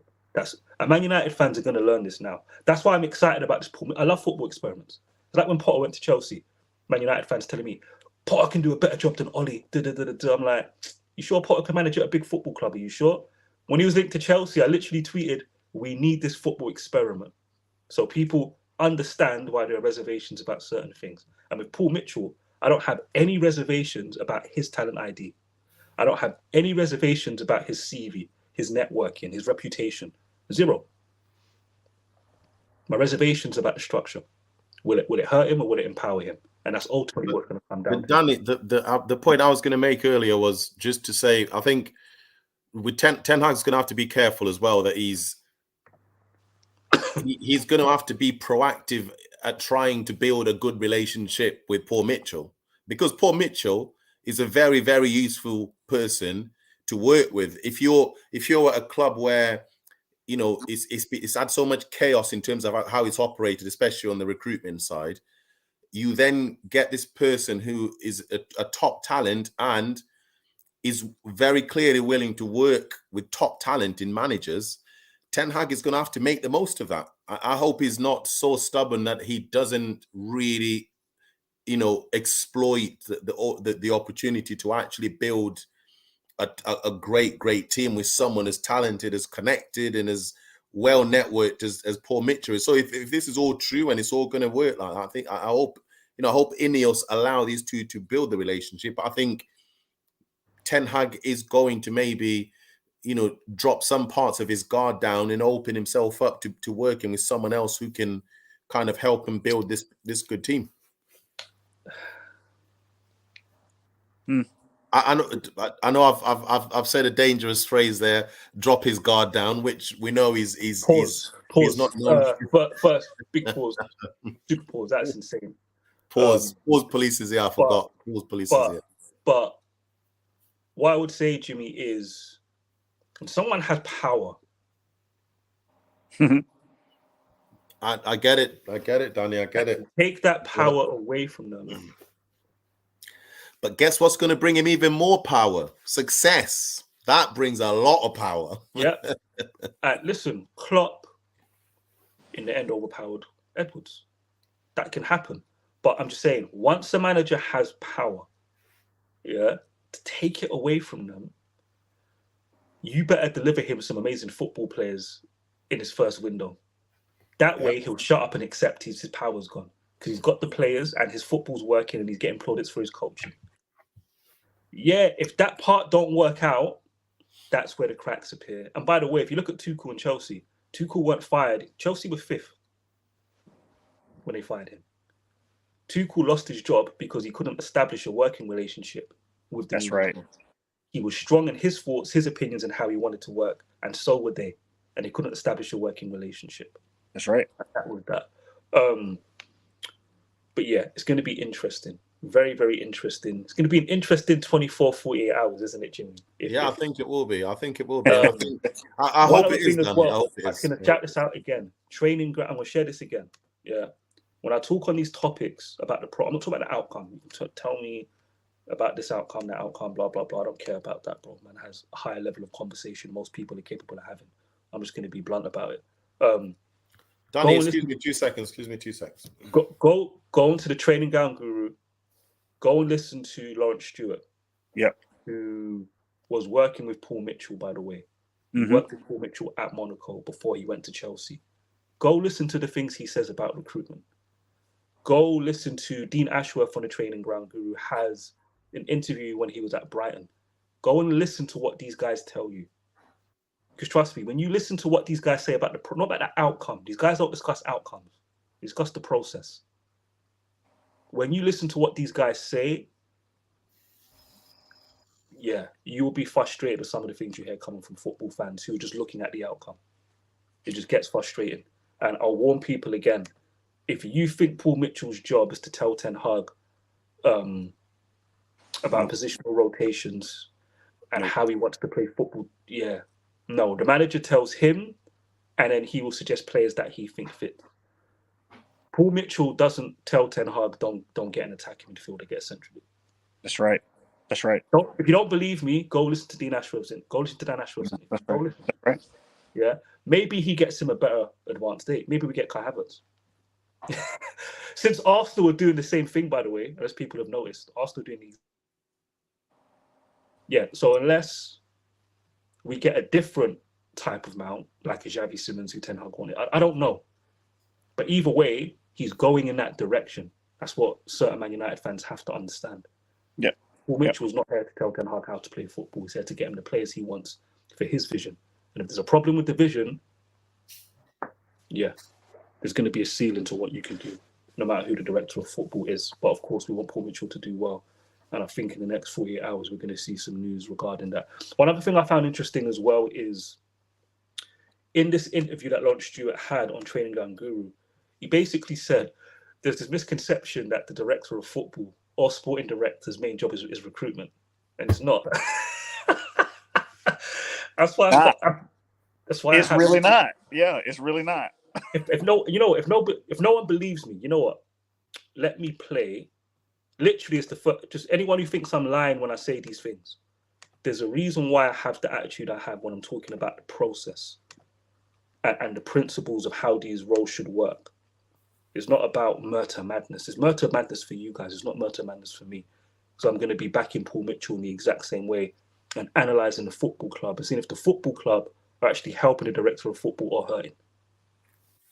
Same approach I had for Murta, I'm going to have for Paul Mitchell when he comes in. Let me know if the audio. Can you guys hear this sort of role? But there's lots of different titles. There's technical director, there's sporting director, there's director of football operations, there's director of football. So there's lots of different versions of it, and with that comes different job descriptions.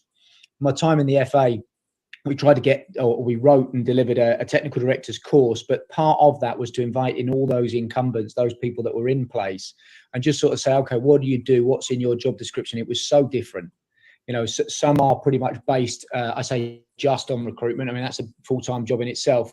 So some are, involved in academy. Some have medical and sports science as well. Some have training ground operations.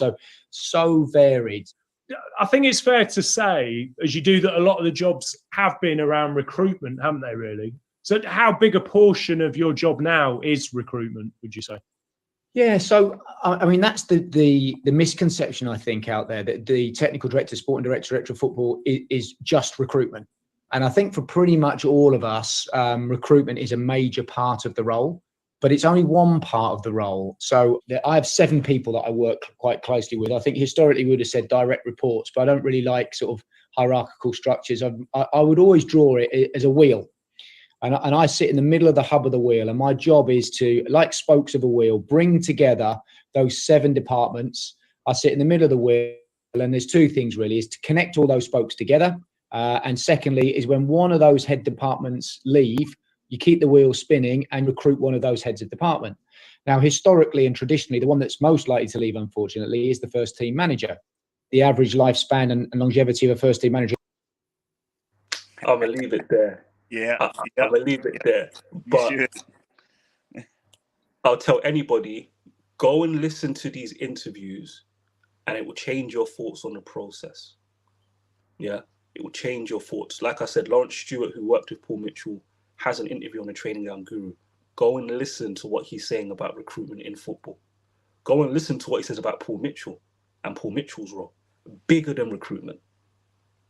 Bigger than recruitment. He's got lots of things he has to do. It's not just recruitment.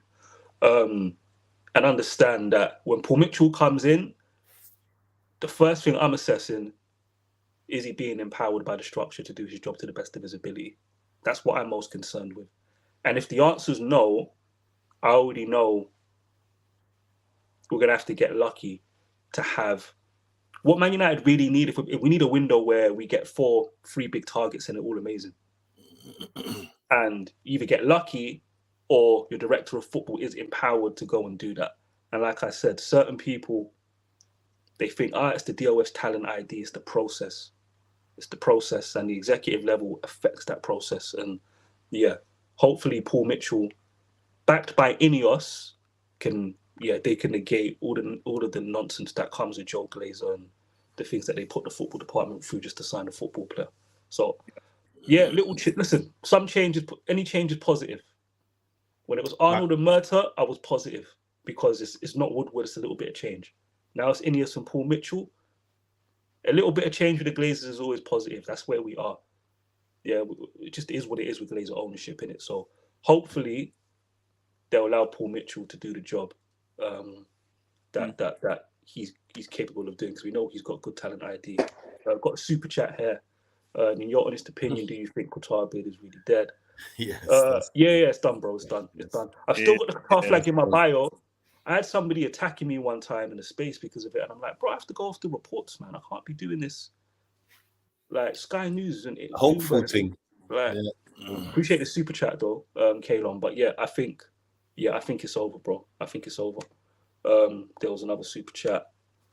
Ray, Gaza genocide. Yeah, listen. I don't speak about this on Twitter because Twitter's Twitter.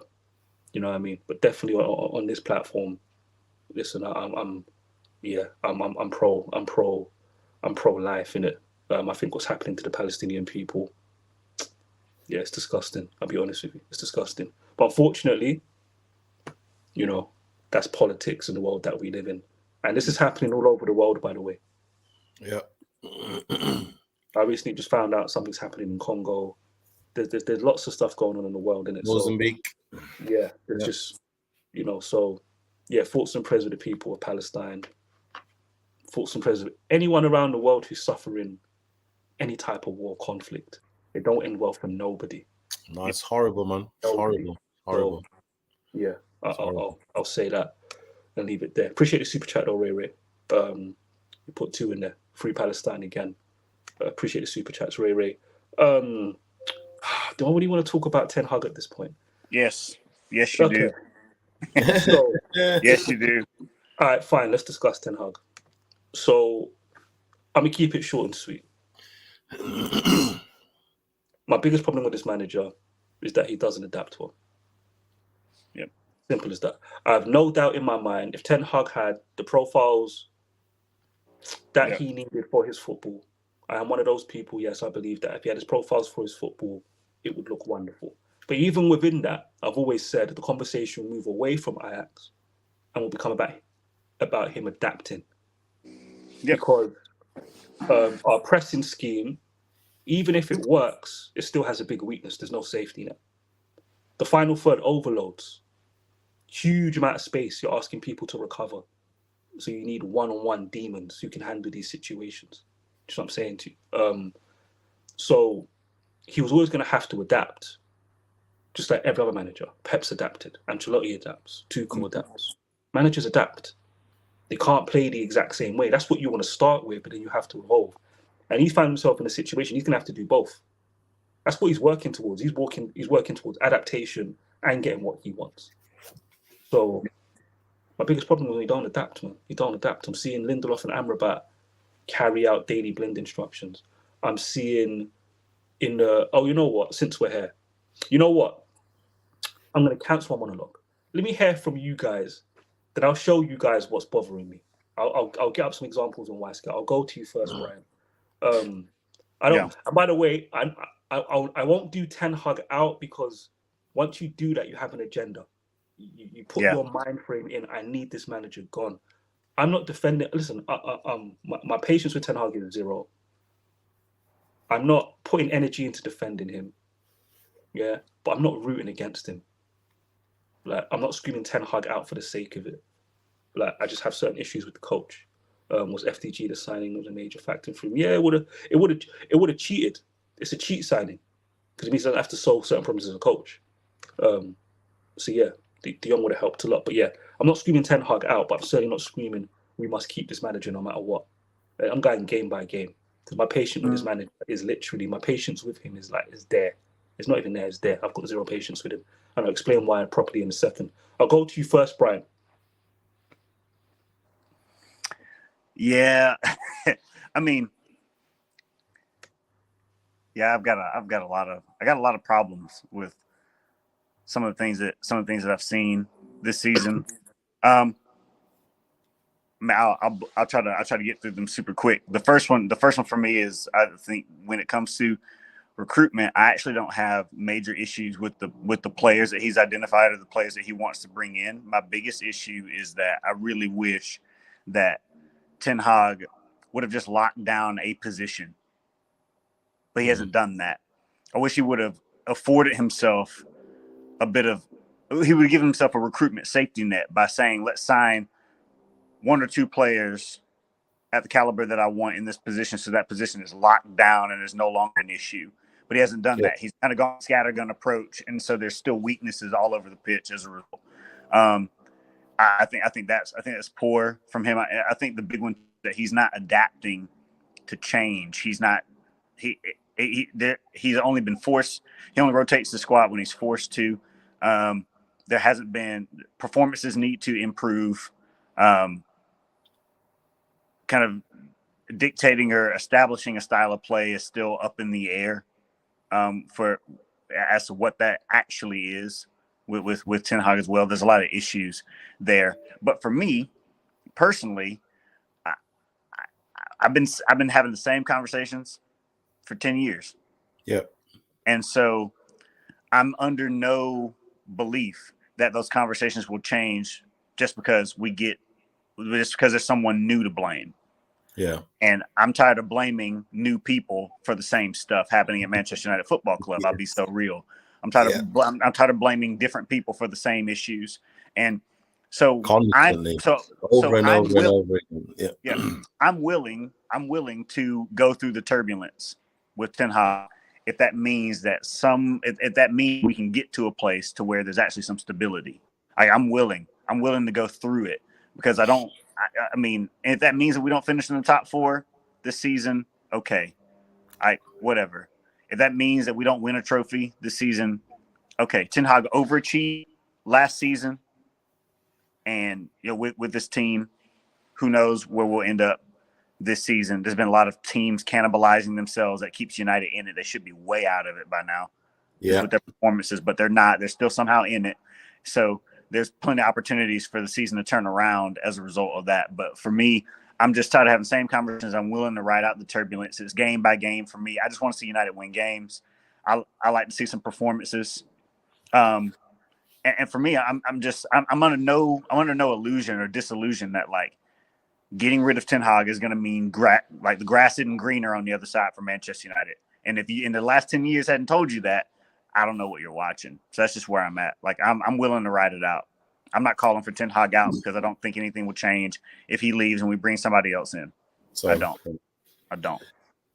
Same. I think, for me, I the only part I disagree with you on is that his recruitment was fine. I think it was poor. I really think it was poor, just because if I'm Ten Hag and you ask me, if you say, if I'm the directors at Manchester United, and I say to Ten Hag, give me your 5 top midfielders that you want, in the midfield position, dynamic midfielders, if you like. And you get a list, boom, boom, boom, boom, Casemiro's somewhere on that list.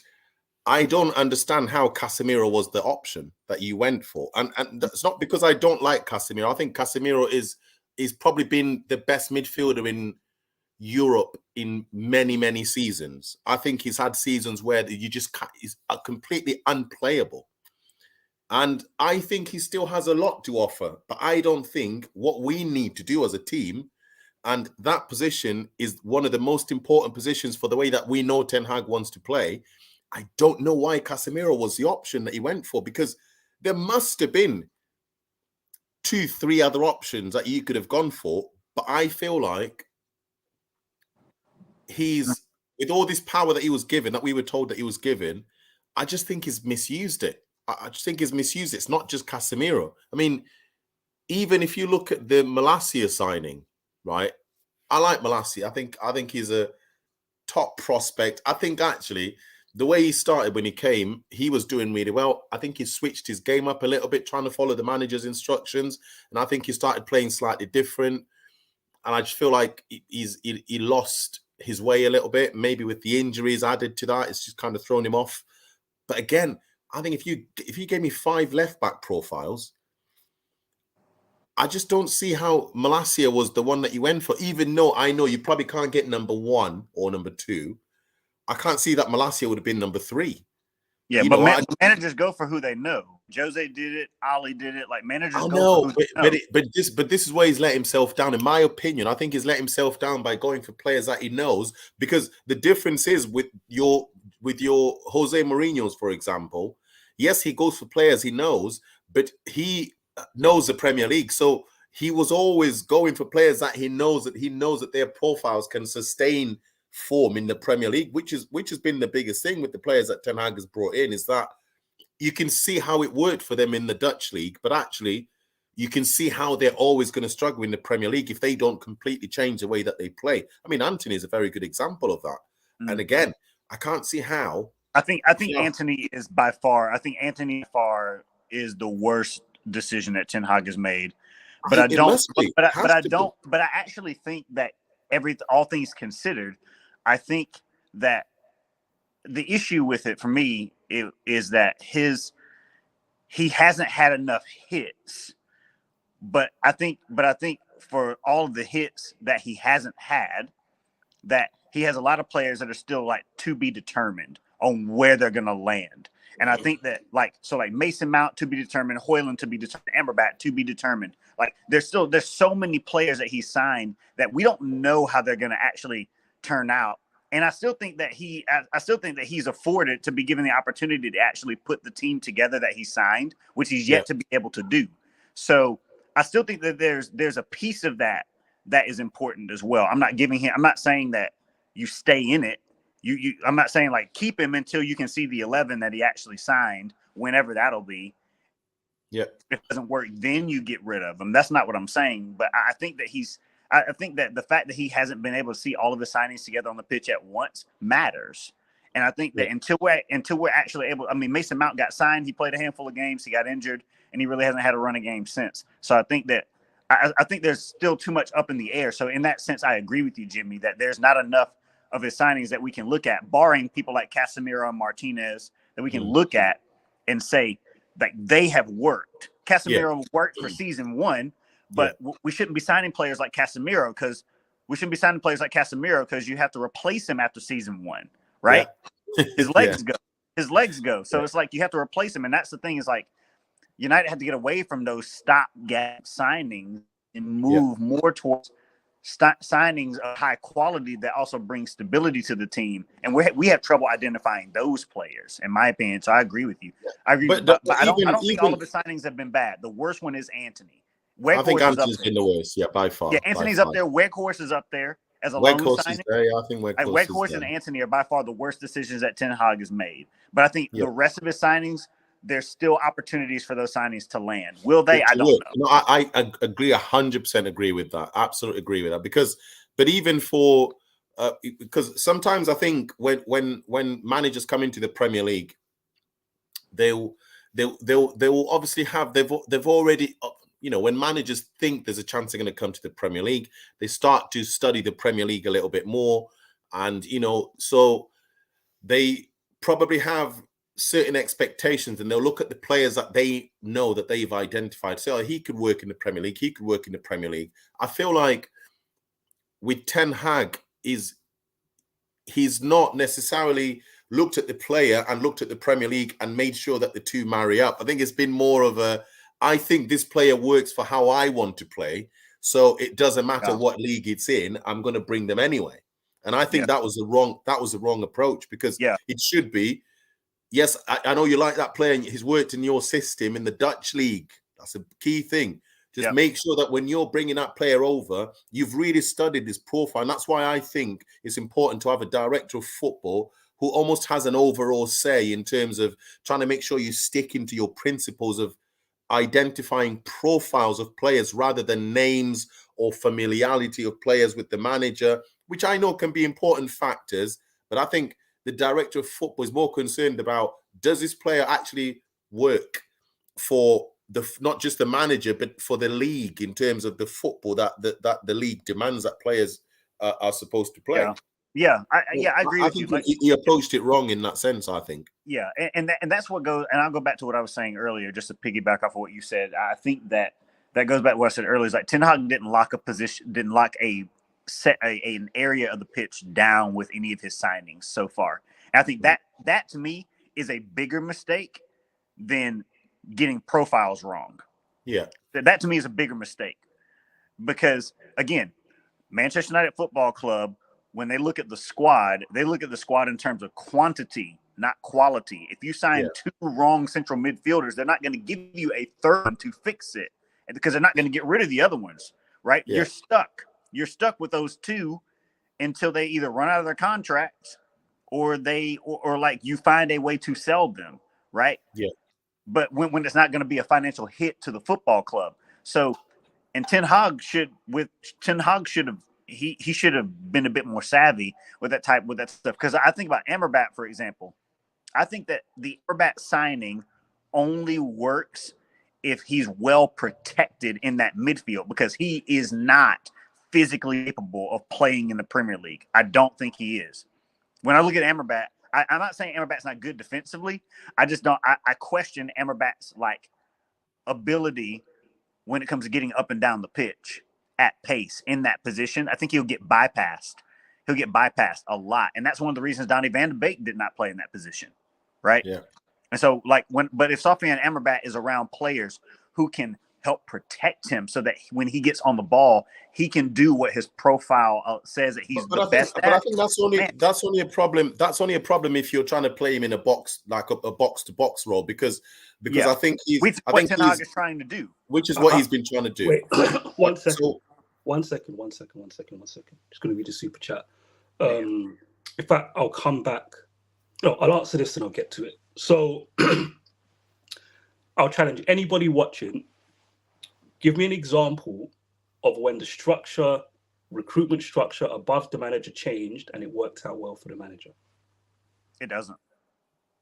Oh, Only one I can think of is relatively recent, and I don't even know how well it's worked. Eddie Howe. No. No. Eddie Howe was recruited after the structure had changed, isn't it? No. I'll get to that one. West Ham. So West Ham have changed their structure while they had an incumbent there for a long period of time, or a decent amount of time in David Moyes. Where are they in the table, though? I know people like Kudus, he scored some goals, but where are they in the table? West Ham? Let me know in the comments. West Ham might be an example. Newcastle, good example, Jimmy, but we need to see where that lands. And what I'd say it's kind of worked, hasn't it? Because when the structure's changed, but only on the surface, because what people don't realize about Newcastle's recruitment is led by Eddie Howe and the head of scouting. That's what a lot of people don't know. That project, the type of players they want to recruit, Stavely, go look at her interviews. So she has an interview where she's bigging up the head of scouting that was already there under Mike Ashley. Yeah. Him and Eddie Howe, they found Bruno Gomes together. Right? They got Trippier before. Dan Ashworth came after those signings. That's what people need to realize. So the way they want to play football, Eddie Howe already established. And it was already, you could see where he was going with it. Don't get me wrong, Dan Ashworth has come in. And to be fair, he's done okay, but it's a watch this space. And I'm talking about winning a Premier League or Champions League. That's what I'm really talking about. So David Moyes, Dan Ashworth at Newcastle, decent examples. Other than those two, is there a success? I can't, and especially Danny, especially when it's I need looking. a success story I need something that has an ending, that has a But resolution. also, especially if the results are going the way that they're going at Manchester United, because it's different if if there's a bit of turmoil at the top, but actually on the football pitch, it's not disastrous. So sometimes the structure can change, and they might say, we'll leave the manager in post and see what happens. But if it's looking like the football is just looking really, really bad, normally, if it changes up here, it's very, very likely that they're going to change a manager. Generally, I think so. Yeah, I'd be shocked if Ten Hag stays if Ineos takes over. They're going to want their own guy. They're going to want their own guy, and it makes sense. They're doing a lot of PR because a lot of the fans are still with him, but it's just PR.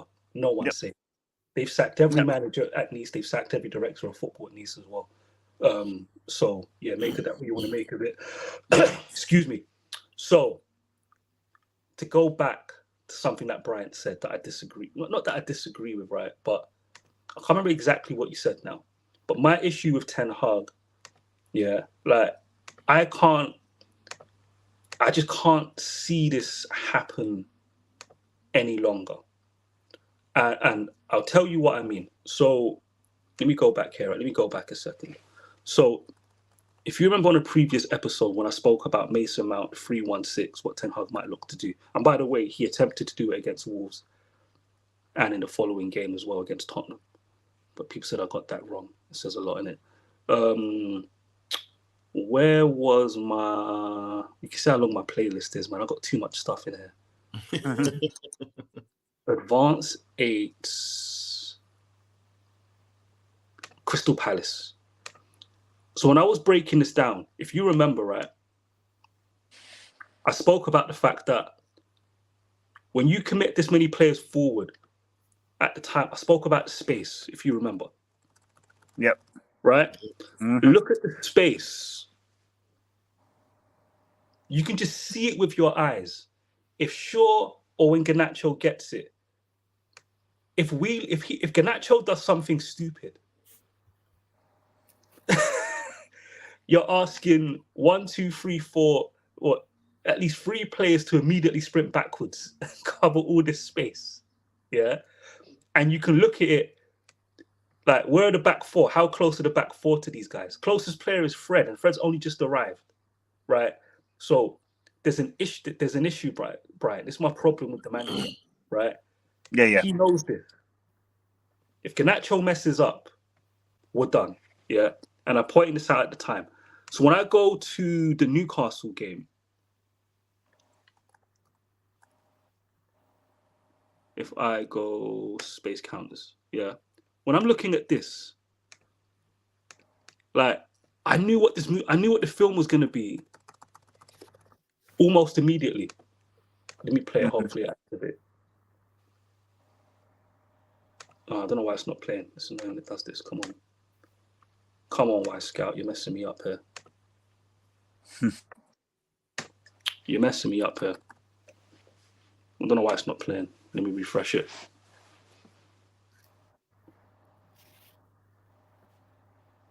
It annoys me when White Scout does that. So this is really my issue, right? So you can think back to the Wolves game even, right? And there's a lot more to it. So you can start from here. We recover the football. In fact, no, I'm going to go further back. Let me go further back. The things that bother me. There's a lack of discipline in the team positionally. And a lot of it for Bryant comes from his principles, right? Because he wants players to join the attack quickly. Things like this happen. So even here, right, we lose the ball. And the reason why we lose the ball, if you watch, Mason Mount, because it's hardwired in him to join the attack quickly, he should just offer support for Regulon. Yeah. But he's been coached to and instructed to join the attack quickly. So he just runs, look at him, just runs forward, right? So when we lose the ball, you can see all this space here, for example. It breaks centrally to where Hannibal is. We get in a scramble. I mean, that space has so much space in it. And you can look where Casemiro is. He weren't even central because of the way that we play, because of the man-for-man nature of how we play, right? But to be fair, Maguire anticipates and does well, to be fair to him, right? Wins the ball back. But again now, Mason Mount's tired. By the way, I always watch off the ball. Casemiro knows he's scanning. But we've got players that join the attack. No discipline has been instilled in Casemiro to stay deep. Go back and watch the Wolves game. You see Casemiro in the box at times. We need to stop counter-attacks. You see him, telling Mason Mount to hold position. But even then, when I freeze it, it's still this problem of, because players want to join the attack quickly, the momentum's going this way. If the winger messes up, there's always going to be a huge amount of space to cover. Yeah. Right? And this is down to Ten Hag's principles, Brian. It's my issue with him. He's not adapted this. So whenever I watch this team, especially the way our attackers have been this season, and I see a Reguilon looking to overlap this early as well, I'm already thinking we're going to lose the ball and get countered. I already know it's going to happen. And if I know it's going to happen, the manager has to. And everybody knows what happened here. Could Mason Mount and Hannibal do better? Yeah, but there's no safety net. That's it. We're done. Just like that. We're done. All those people blaming Casemiro, what you want, he's not a DM in this moment, is he? He's an attacking midfielder. No one's expecting an attacking midfielder in this situation to recover and stop this counter. For all intents and purposes, Mount's the DM. But you have to ask questions as to why our attacking midfielders ended up the DM and why our DMs ended up in an advanced 8. It's positional rotation. Join the attack early. It's Ten Hag's principles that result in this. And the best example I can give you is to my frustration with him. Right, if I go to... These are the 2 examples I can show you. It's so straightforward. Yeah? So when I'm watching Man United, I already know instinctively, right, I just know straight away when we attack, and I see stuff like this, whenever I see our fullbacks overlap in these situations, I'm praying and hoping the winger executes or keeps the ball. Right? I'm praying. And the reason why I'm praying is because I know the DM and the back 4 have not squeezed. And if we lose the ball here, we're going to get countered. It happens. It's what happened against Wolves. It's what happened against Tottenham. So what happened against Newcastle. So we lose the ball. And when we lose the ball, rather than having players in close proximity that can you're relying on Anthony chasing your man. That's not good rest defense. That's not a good structure. Where if your winger loses the ball, he has to chase the man down for you to recover the situation because your back 4 hasn't squeezed and Eriksen's your DM, right? Again, do you see what I showed in the Mason Mount situation where Mason Mount was the DM? Here, Eriksen's the DM. It's not by accident. Yeah. That McTominay is an attacking midfielder and Eriksen is the manager's positional rotation. And all I want him to do, and all I've been asking for all season is this. Invert your... Because when the fullbacks are inverted, so what happens here is, it's just, let me just scroll ahead. It's very simple. When you invert your fullbacks, right? So here you can see he wants his 2 advanced 8s. You can see Bruno Fernandes and McTominay there. Eriksen does a line breaking pass. Eriksen's done the right thing. Gets it wrong, but he's done the right thing. When you lose the football, you can immediately see. Do I have to put... You can see it. You see the difference. Yeah. You've got a better chance of stopping counterattacks if your fullbacks are narrow, if your fullbacks are inverted. And if you're doing this 70% of the time, if that line breaking pass, we lose it, the attack breaks down at wide. If your fullback's inverted, if your DM is there, you're going to have better rest defense. And I'm just sick and tired every time I watch a Man United game and I see something like this, and I know if the winger gets it wrong, someone's going to try and chase them back. 1v1 defensive duels were terrible. We're going to give up counters. And anybody who watched this game, you remember how many times were they just running down our channels? Yeah, because the fullbacks were overlapping all the time.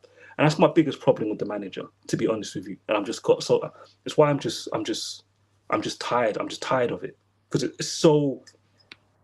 it's obvious. It's just obvious. When I'm watching the games, I just know the winger's going to mess it up. We're going to get countered. And that's what happened against Newcastle. That's what happened against Tottenham. Happened against Wolves. Yeah.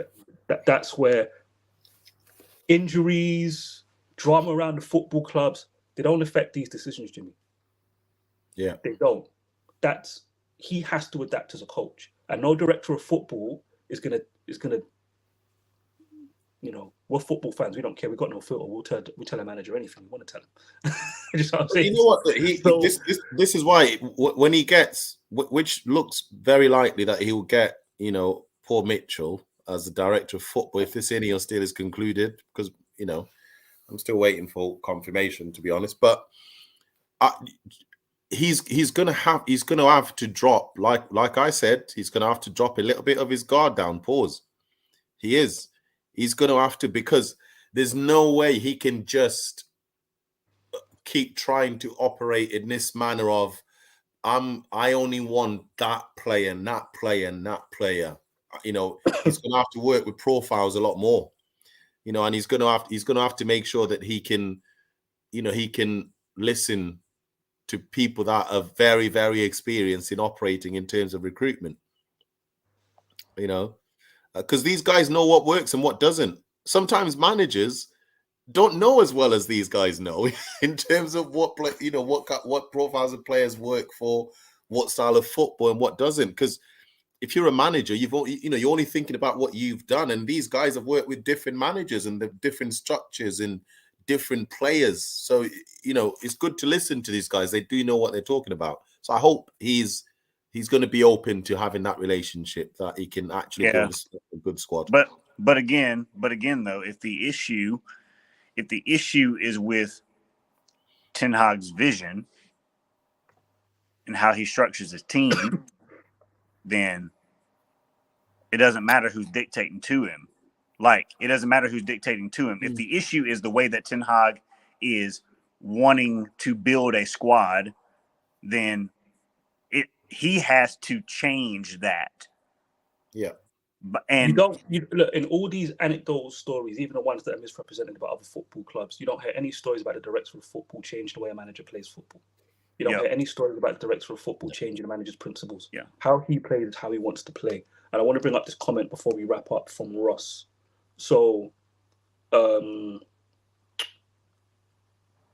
what did he say? He said, I'm not sure what you're referring to when you say it only benefits Bruno. We lost shape to clip. So I disagree with this comment, Ross, right? Because if you go back to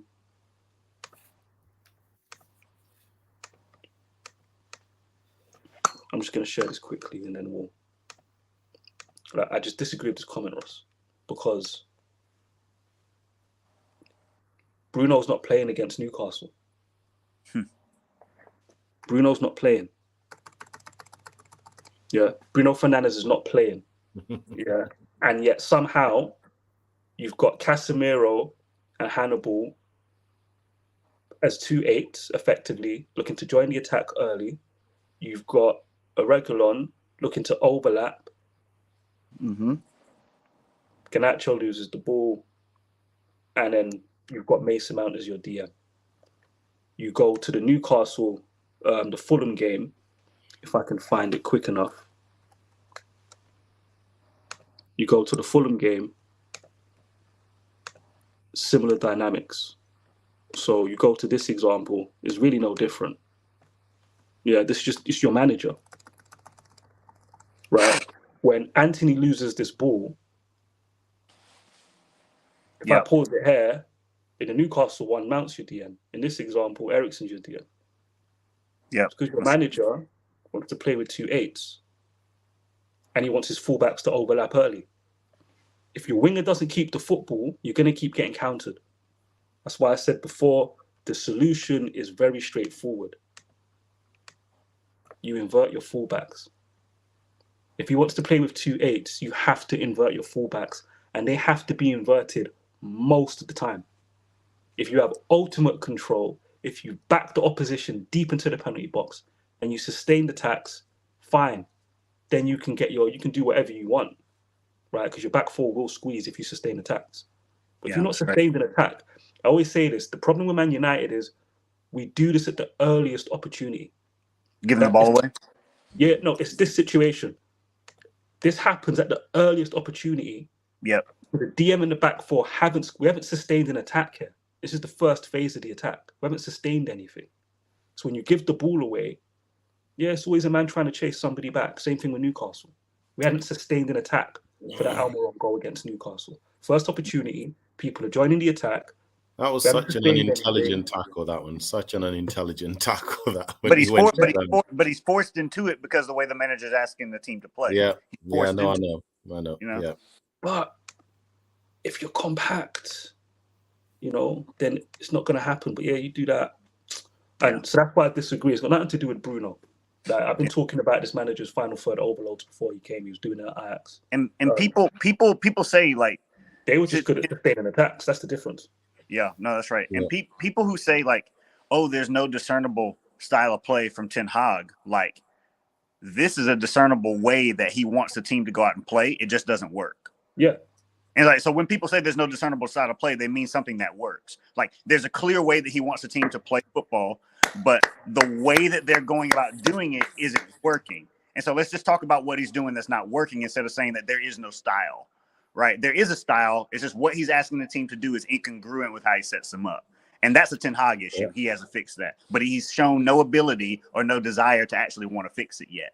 And it's causing the same points. It's the player problem as well. But when he's supposed to establish his football from a positional point of view, he has. And established it in his first season. You see the 3-1-6. You see the final third overloads. You can see the team. Is the team set up the same way Ollie set it up? No. It's very different. Yeah. So he has established how he wants to play. You don't have the players that can execute it. And then on top of that, he's not capable of adapting what ideas work best for his players because he's got other ideas that he's committed to and he wants to go back to them. Yeah. And that's the issue that we have, along with the injuries and all the drama and everything else. But when it comes to the football, player and manager problem. But at the end of the day, I rate the manager higher than the players. And I'm different than most people. I always go after the person I rate the most, not the people. If I don't rate someone, I don't put energy challenging them. Right? If you're a manager somewhere and you have staff that you don't rate, I hate those managers. You bully the staff who can't do anything and the guys that are capable, you let off the hook. No. You go after the people that are most capable. Yeah. Because you challenge them, they should deliver. Yeah, that's where my frustration is. Let Paul Mitchell cash checks. Let him cash his own checks. Let him cash checks. But yeah, listen, we've been going for... Oh, bloody hell, 1 hour 52. Jesus. Yeah, it's been great. Hey, it's first time back after a while. I know, I know. There's a lot, there's so a lot much to talk about. Conversate about in it. So, but I appreciate you guys joining me. Shout out to everybody watching. Yeah, shout out to everyone watching. Yeah, guys, smash the like, please. Smash the like, please. Yeah, smash the like button. All of that stuff. Notification bell. We'll be back. Oh shit, my laptop's about to go, so the stream's gonna end anyway. Why not? It's not charging. Yeah, just end it because it's does it save it if it just cuts off? Can you log in and end? I don't know if it's gonna end it. My laptop's literally shutting down. But if I try to log in now, it will take me off this screen because they've changed the account. But the stream needs to end. We can't wait 5 minutes for I have to wait for my laptop to shut down. No, Danny. But if you end it properly now, then it will save it. I can't end it. My laptop's shutting down as we speak. The battery's gone. Oh shit! Oh no. Did I try to log in? Let me try to log in. Log in, please. I can't end the stream. Oh man, it's good. I'm just stuck here. It's cool. Wants to do updates. Fuck,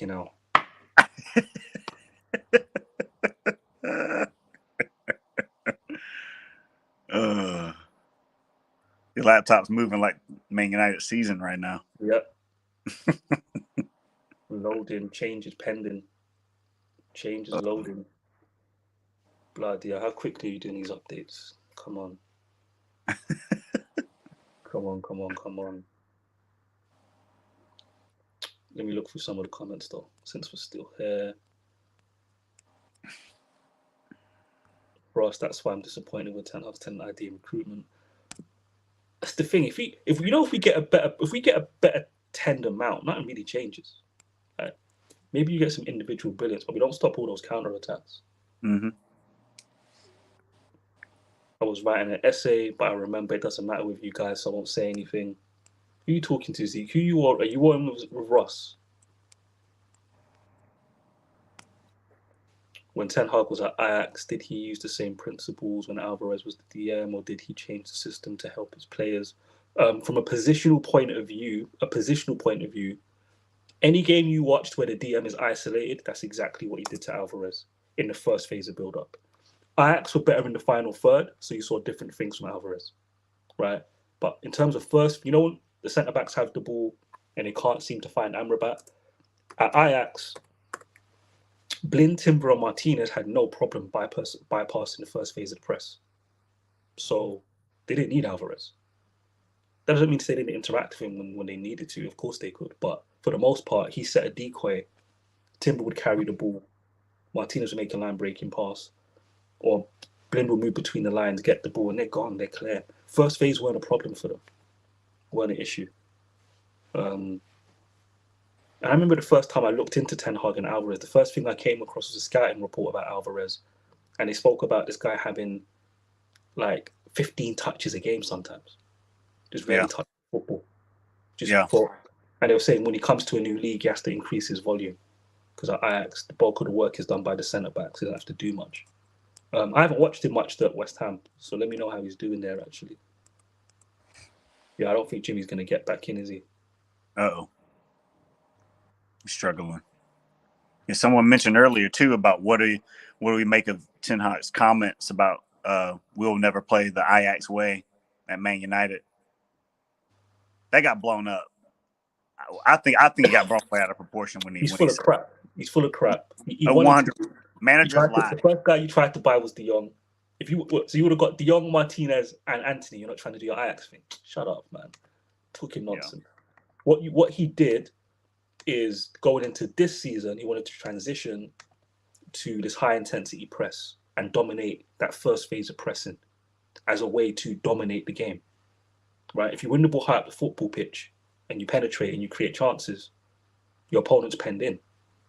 We're actually pretty decent pressing from the goalkeeper. Not as good in in-game situations, but from like throw-ins that are deep and from goalkeeping situations, we press quite well. So that's what he was banking on. But yeah, it hasn't worked out. That's the thing. We're not able to sustain it across the pitch. I think we're still first in the Premier League for pressing. We are. In the final third. That's right. So the problem is stopping counter-attacks. And again, invert your fullbacks, you can solve that problem. And I don't understand, and this is another thing that bothers me. You're playing with two advanced 8, give them the freedom to interact with the winger so your fullback doesn't have to. Just do that. Like, he has solutions there. I don't understand why you want your 8s high and your fullback overlapping. That's insane. At the first opportunity.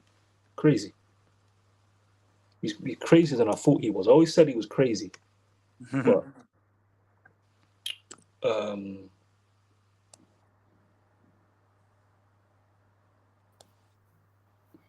it's not letting me log in, Danny, because it sent you a code. So you'd have to send me the code and all that. So it's not allowing me to log in. The updates are done. I should be able to get in any moment. Funny enough, though, I could add you here, but I can't end the stream. But you can't end, yeah. I know exactly what. Yeah, I know exactly what you mean, because it's not giving you the end button, is it? Oh, I'm an idiot.